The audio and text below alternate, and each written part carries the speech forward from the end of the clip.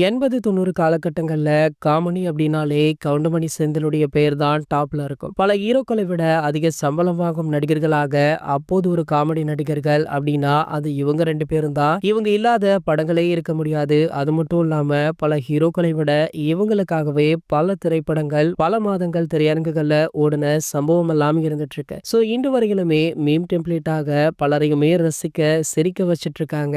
வயது முதிர்வு காரணமாக ஒரு சில ஆண்டுகள் இவங்க படத்துல நடிக்காமல் இருந்தாலுமே தற்போது கம்பேக் கொடுத்து ஒரு சில படங்கள்ல மட்டுமே தேர்வு பண்ணி நடிக்கிறாங்க. அந்த வகையில செந்தில் அவர்கள் பாத்தீங்கன்னா ஒரு சில படங்கள்ல கெஸ்ட் ரோல் பண்ணிட்டு இருக்காரு. ஆனா கவுண்டமணி அவர்கள் நடித்தா ஹீரோவாக தான் நடிப்பேன் அப்படின்ற மாதிரி இவருடைய நடிப்புல அண்மையில வெளியான ஒத்த ஓட்டு முத்தையா அப்படின்ற திரைப்படம் அந்த அளவிற்கு சோபிக்கவில்லை அப்படின்னாலுமே பல வருடம் கழித்து நம்ம கவுண்டமணி அவர்களை திரையில பார்ப்பது ரசிகர்களுக்கு ஒரு மிகப்பெரிய மகிழ்ச்சியான சம்பவமாக அமைஞ்சது. இதனிடையில பாத்தீங்கன்னா அண்மையில தான் அவங்களுடைய மனைவி மறைந்து விட்டாங்க. இதற்கு பல பிரபலங்கள் நேர்ல சென்று அவங்களுடைய ஆழ்ந்த இரங்கலை தெரிவிச்சாங்க. அந்த வகையில பாத்தீங்கன்னா கவுண்டமணி அவர்களுடைய மனைவிக்கு சூப்பர் ஸ்டார் ரஜினிகாந்த் அவர்கள் அஞ்சலி செலுத்தவில்ல.